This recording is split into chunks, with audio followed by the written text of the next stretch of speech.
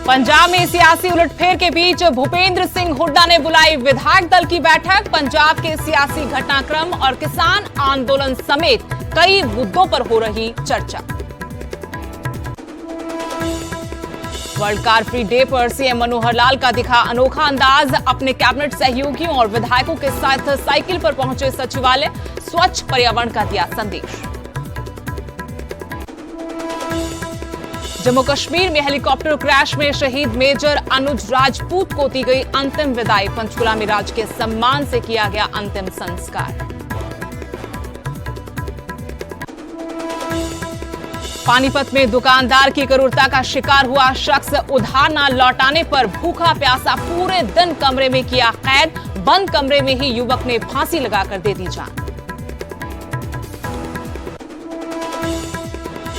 हरियाणा में फिर बारिश के बाद डूबे कई शहर। पानीपत, दादरी और फतेहाबाद में जल भराव की तस्वीरें आई सामने। जगह जगह जमा हुआ बारिश का पानी।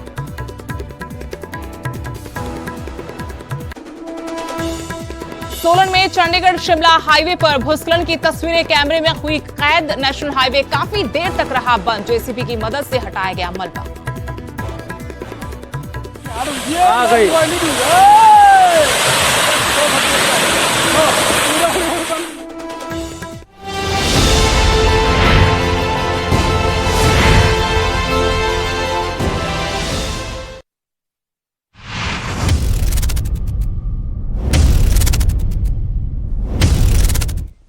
नमस्कार, स्वागत है आपका। आपके साथ में हूं स्तेश नैन मोर। बुलेटिन की शुरुआत करेंगे बड़ी खबर के साथ। भूपेंद्र सिंह हुड्डा ने विधायक दल की बैठक बुलाई है। पंजाब में सियासी उलटफेर के बीच में इस बैठक को काफी महत्वपूर्ण माना जा रहा है। हुड्डा के आवास पर ही ये बैठक बुलाई गई है। बैठक में पंजाब के सियासी घटनाक्रम पर भी चर्चा मुमकिन। किसान आंदोलन समेत कई मुद्दों पर चर्चा होगी, लेकिन सबसे अहम पंजाब में कैप्टन अमरिंदर सिंह को जिस तरीके से हटाया गया, उनको दरकिनार किया गया, उसके बाद हरियाणा कांग्रेस में हलचल दिखाई दे रही है। पूर्व मुख्यमंत्री भूपेंद्र सिंह हुड्डा ने विधायक दल की बैठक बुलाई है। उनके आवास पर यह बैठक हो रही है।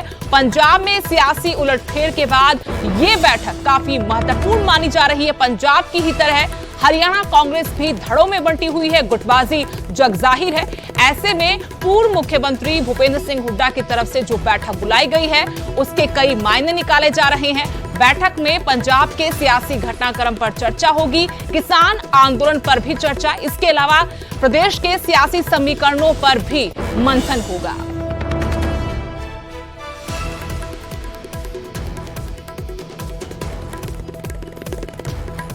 तो बड़ी खबर आपको बता रहे हैं। पूर्व मुख्यमंत्री हरियाणा के भूपेंद्र सिंह हुड्डा, उनकी तरफ से विधायक दल की बैठक बुलाई गई है। अपने आवास पर यह बैठक हो रही है, लेकिन इस बीच आपको बता दें, काफी महत्वपूर्ण ये बैठक इसलिए मानी जा रही है क्योंकि पंजाब में कैप्टन अमरिंदर सिंह से जो कुर्सी ली गई है, मुख्यमंत्री का पद उनसे लिया गया है। रणजीत सिंह चन्नी को बनाया गया मुख्यमंत्री।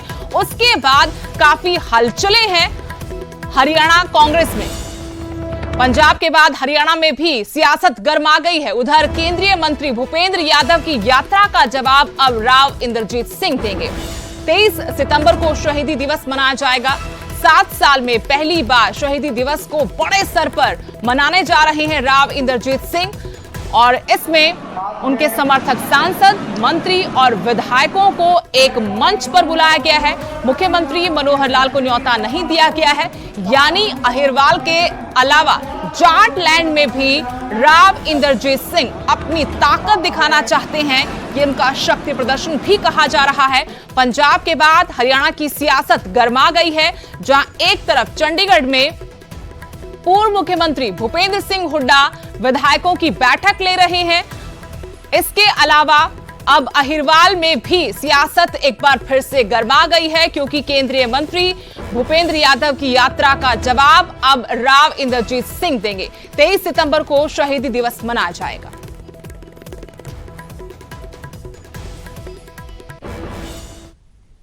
खबरों में आगे बढ़ते हैं। वर्ल्ड कार फ्री डे पर मुख्यमंत्री मनोहर लाल का अनोखा अंदाज देखने को मिला। मुख्यमंत्री मनोहर लाल ने अपने कैबिनेट सहयोगियों और विधायकों के साथ साइकिल चलाई। वो अपने आवास से चंडीगढ़ में सचिवालय तक साइकिल से पहुंचे। इस दौरान उन्होंने न्यूज 18 से भी खास बातचीत की। उन्होंने कहा कि हरियाणा सरकार जल्द ही इलेक्ट्रिक वाहन नीति लाएगी और इलेक्ट्रिक वाहनों पर शुरू से ही सब्सिडी दी जाएगी। इस इलेक्ट्रिक बसें खरीदने पर भी सरकार विचार कर रही है। आज वर्ल्ड कार फ्री डे है और वर्ल्ड कार फ्री डे के मौके के ऊपर मुख्यमंत्री मनोहर लाल यहां से अपने आवास से और सचिवालय तक साइकिल के ऊपर जा रहे हैं और उनके साथ सभी अधिकारी, विधायक, मंत्री, सभी लोग उनके साथ हैं। उनके साथ वो यहां से निकल रहे हैं और निकल करके सचिवालय तक अपने जाएंगे और जा करके वहां अपना काम काज शुरू करेंगे। एक संदेश देने की शुरुआत है, एक संदेश देने की कहीं ना कहीं बात है। सीएम साहब क्या कहेंगे? आज देखिए साइकिल कार फ्री डे है और साइकिलों पर सबको जाना चाहिए। हमारे सरकार के सभी अधिकारी, एमएलए, मंत्री सब वो कारों पर निकले हैं, ऑफिस में जा रहे हैं। तो कहीं ना कहीं संदेश देने की कोशिश है ये। देखिए पर्यावरण को सुरक्षित रखने के नाते से वर्ष में एक दिन 22 जुलाई ये कार दिवस है और इस कार फ्री डे है इस नाते से। धन्यवाद। देख सकते हैं कि सभी की एक संदेश देने की कोशिश है कि वर्ल्ड कार फ्री डे के मौके के ऊपर कि कार को छोड़कर भी साइकिल पे भी चला जा सकता है। कैमरामैन सुखजिंदर के साथ अंकित दुधारी, न्यूज 18 चंडीगढ़। अगली बड़ी खबर हिमाचल से जुड़ी हुई। दिल्ली पहुंचे प्रतिभा सिंह और विक्रमादित्य सिंह। एआईसीसी महासचिव केसी वेणुगोपाल से दोनों ने मुलाकात की है। इसके अलावा कांग्रेस के दिग्गज नेता रणदीप सिंह सुरजेवाला से भी दोनों मिले हैं। प्रतिभा सिंह ने मंडी उपचुनाव के लिए ताल ठोकी है। सिर्फ आलाकमान की हरी झंडी का इंतजार है।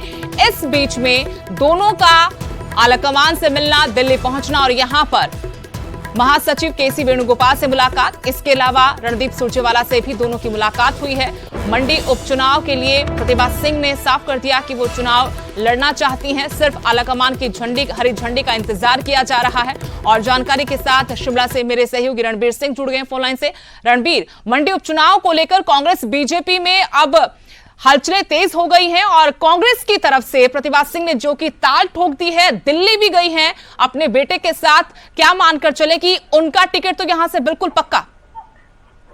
जी हाँ, देखिए उनके नाम पर जो है सहमति लगभग बन गई है, ऐसी जो है सूचनाएं लगातार निकल कर आ रही हैं। जहां तक हिमाचल में कांग्रेस पार्टी का जो खेमा है, जो कुंबा है, वो यही मानकर चला है और यही जो है वो कह रहा है कि यहाँ पर प्रतिभा सिंह जो है एक सशक्त जो है उम्मीदवार यहाँ पर होंगी। और इसी के साथ जो है अब ये भी जानकारी निकल कर आई थी कि इनके नाम की सिफारिश जो है कांग्रेस प्रदेश कमेटी की तरफ से की जाएगी। लेकिन यहाँ पर सुखराम ने जिस तरह से बयान जारी किया है प्रेस नोट के जरिए कि वो भी जो है लॉबिंग करेंगे अपने पोते के लिए। खैर ये तो दूसरा मसला है, लेकिन यहाँ पर एक और पुख्ता जानकारी ये निकल कर आई है। जैसे इस बात की सुगबुगाहट है कि निर्वाचन आयोग जो है अपने फैसले को रिव्यू करेगा। जो उपचुनाव जो है फिलहाल स्थगित किए गए हैं जी, शायद अक्टूबर या नवंबर में जो है चुनाव होने की संभावना है। इसलिए ये कवायद जो है रोकना चाहती हूँ। कांग्रेस विधायक विक्रमादित्य सिंह भी दूसरी फोन लाइन से मेरे साथ जुड़े हैं। विक्रमादित्य सिंह जी, बहुत बहुत स्वागत है आपका न्यूज 18 पर। Thank you very much. Vikramaditya ji, आज आप दिल्ली गए, वहां पर केसी वेणुगोपाल से भी आपकी अपनी माता जी की मुलाकात हुई है। रणदीप सुरजेवाला से भी आप मिले हैं। क्या बातचीत हुई? क्या मंडी उपचुनाव में दावेदारी को लेकर ये बातचीत हो रही है? नहीं, मैं किसी दावेदारी में विश्वास नहीं रखता, ना ही हम कोई मांगने वाले हैं। I don't believe in asking for anything. I have just went for the strengthening of the organisation. लेकिन मंडी उपचुनाव को लेकर आपकी माता जी की तरफ से, प्रतिभा सिंह जी की तरफ से कहा गया था कि वो चुनाव लड़ने के इच्छुक हैं। नहीं, ये उन्होंने कभी नहीं कहा। It is for the high command to decide if they think it is good enough, we will. अगर वो नहीं चाहेंगे तो हमारा कोई ऐसा कोई इंटरेस्ट नहीं है। लेकिन क्या आपके परिवार की तरफ से मंडी उपचुनाव के लिए दावेदारी नहीं की जा रही? नहीं। क्या आपका परिवार इच्छुक है कि हम मांगने वाला नहीं है? जी। I don't believe in asking for anything. लेकिन सुखराम परिवार की तरफ लगता है संपर्क टूट गया है। बहुत बहुत शुक्रिया हमारे साथ जुड़े। तो विक्रमादित्य सिंह कांग्रेस विधायक, उनकी तरफ से कहा गया कि उनके परिवार की कोई दिलचस्पी नहीं है और जो भी फैसला होगा कांग्रेस आलाकमान की तरफ से किया जाएगा। लेकिन आज आपको बता दें कि प्रतिभा सिंह और विक्रमादित्य सिंह ने दिल्ली पहुंचकर एआईसीसी महासचिव केसी वेणुगोपाल से मुलाकात की। इसके अलावा रणदीप सिंह सुरजेवाला से भी दोनों मिले हैं और लगातार मंडी उपचुनाव को लेकर हलचलें तेज हैं। सिर्फ आलाकमान की हरी झंडी का इंतजार, लेकिन लगातार ये बातें कही जा रही हैं कि मंडी उपचुनाव पर इसी परिवार की दावेदारी है। और मेरे सहयोगी रणबीर लगातार मेरे साथ जुड़े। रणबीर, आपने भी सुना किस तरीके से विक्रमादित्य सिंह ने कहा कि उनके परिवार की उपचुनाव में कोई दिलचस्पी नहीं है। जी हाँ, देखिए उन्होंने पहले भी ये बातें कही थी। ये कहा था कि वीरभद्र सिंह परिवार जो है, जो पार्टी हित में कार्य करता है, पार्टी के सिद्धांतों पर चलता है, महत्वाकांक्षा जो है कोई नहीं है कि इनके परिवार की तरफ से लोभ या लालच किसी पद का नहीं है। ये बात उन्होंने हमसे इंटरव्यू के दौरान कही थी। और यहाँ पर साथ ही ये भी कहा था कि वीरभद्र सिंह ने जो है लंबे समय तक जो है इस क्षेत्र का प्रतिनिधित्व किया है, लोगों की जनभावनाएं जुड़ी है, जन आकांक्षाएं हैं और जिस तरह का दौरा जो है विक्रमादित्य सिंह का रहा है उसमें भरपूर समर्थन भी जो है मिलता हुआ दिख रहा है। पार्टी की भी अंदरूनी तौर पर यह समझ बनी है कि प्रतिभा सिंह जो यहाँ से एक सशक्त उम्मीदवार है, पहले सांसद रही हैं, तो इस लिहाज से जो है यहाँ पर ये सारी चीजें जो है ये घटनाक्रम चल रहा है। हालांकि मुलाकात जो पिछले कल हुई है केसी वेणुगोपाल के साथ, यहाँ पर ये कहा गया, जो फेसबुक में पोस्ट भी यहाँ पर विक्रमादित्य सिंह ने की थी उसमें भी साफ तौर पर उन्होंने कहा था कि यहाँ पर हिमाचल में जो धरातल की जो स्थितियां हैं उसको लेकर जो है जानकारी पार्टी आला कमान को दी है। टिकट को लेकर जो है किसी तरह की बात जो है कही नहीं गई है। और ये कहा गया कि विक्रमादित्य सिंह की तरफ से कि हिमाचल की जो राजनीतिक गतिविधियां हैं उनकी धरातल की जानकारी आला कमान को दी गई है। खैर ये जो है सार्वजनिक तौर पर उन्होंने पोस्ट की है। साथ में ये भी कहा है कि हम जो है जमीन पर रहने में विश्वास रखते हैं और वास्तविक परिस्थिति को बयान करने का प्रयास करते हैं, चाहे वो कड़वी हो चाहे मीठी। तो इनसे जो है साफ जाहिर होता है कि किस तरह से जो है वीरभद्र परिवार है, विक्रमादित्य सिंह है और प्रतिभा सिंह है, वो जो है किस तरह से अब दिल्ली गए हैं। इसको जाहिर सी बात है बड़ा राजनीतिक परिवार है, इस दिल्ली दौरे को है इसी से जोड़कर देखा जा रहा है कि उपचुनाव को लेकर जो है कोई बात जो है चल रही है। जी शुक्रिया रणबीर। जानकारी के लिए दिल्ली पहुंचे प्रतिभा सिंह और विक्रमादित्य सिंह। यहां पर केसी वेणुगोपाल से उनकी मुलाकात हुई, रणदीप सिंह सुरजेवाला से भी मिले हैं और सियासी हलचलें मंडी उपचुनाव को लेकर तेज हो गई हैं हिमाचल में। ऐसे में यही मानकर देखा जा रहा है कि दोनों की जो मुलाकात हुई है इस उपचुनाव में दावेदारी को लेकर हुई है। हालांकि ये परिवार लगातार कहता है कि जमीन से जुड़े हुए संगठन को मजबूत करने पर उनका फोकस है और इसी की मजबूती को लेकर ये मुलाकात। लेकिन जानकार मानते हैं कि मंडी उपचुनाव को लेकर यह मुलाकात हुई है। अगली खबर का रुख करेंगे। हिमाचल में विधानसभा चुनावों के मद्देनजर सियासी सरगर्मियां अभी से तेज होने लगी हैं। इस बार हिमाचल के सियासी दंगल में आम आदमी पार्टी ने भी उतरने का ऐलान कर दिया है। आप दिल्ली मॉडल का नारा देकर प्रदेश की सभी 68 विधानसभा सीटों पर अपने उम्मीदवार उतारेगी। आम आदमी पार्टी ने दिल्ली विधानसभा के निदेशक रत्नेश गुप्ता को प्रदेश में पार्टी का प्रभारी बनाकर हिमाचल के वोटर्स की नब्ज टटोलने और आम आदमियों को संगठित करने के लिए हिमाचल में तैनात कर दिया है।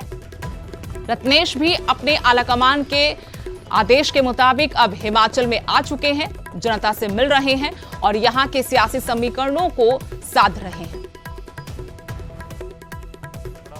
अभी हम लोग जो है नूरपुर में एक रैली करके आए हैं और रैली करने के बाद हम लोग यहाँ कांगड़ा में अपना संगठन का जो निर्माण कर रहे हैं उसमें अपने पदाधिकारियों से मिले हैं और आगे जो भी इंडस्ट्री है यहाँ पे, होटल इंडस्ट्री है, डिफरेंट ट्रांसपोर्ट यूनियंस हैं, उन सब लोगों से मिल रहे हैं और उनकी जो परेशानियाँ हैं उनको जानने की कोशिश कर रहे हैं।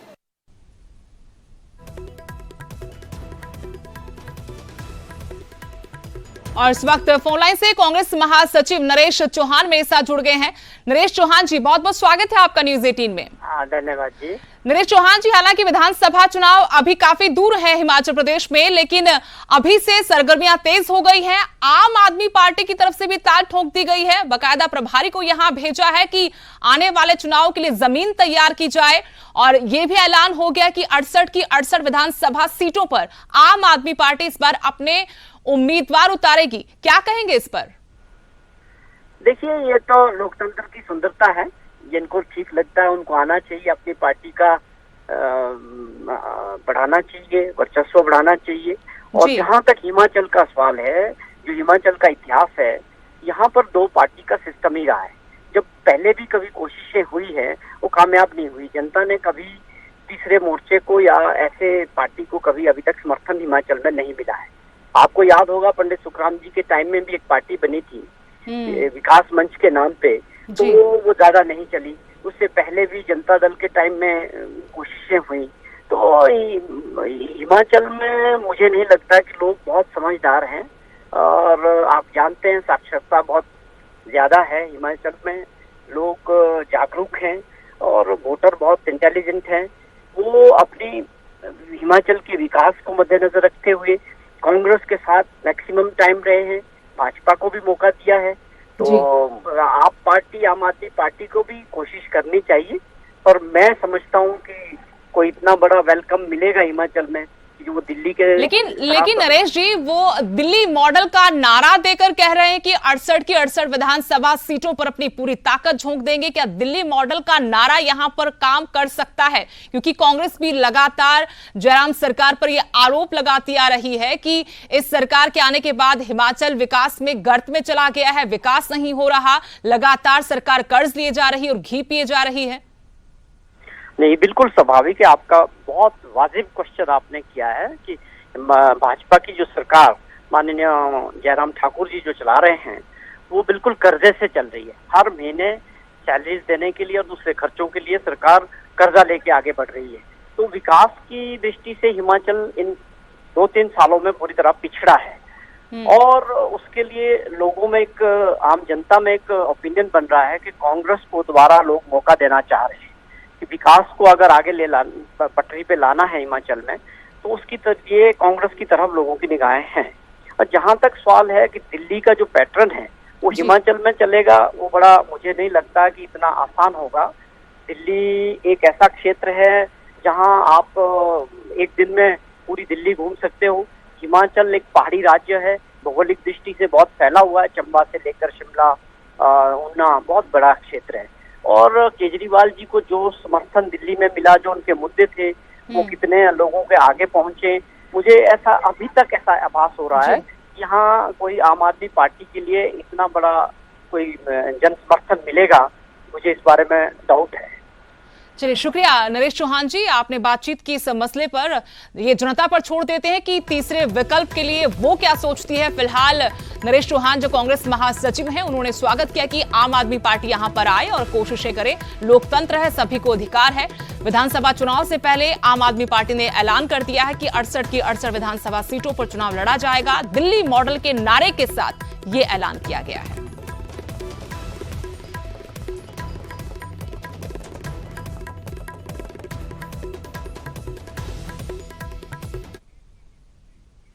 और यहां रुकेंगे छोटे से ब्रेक के लिए।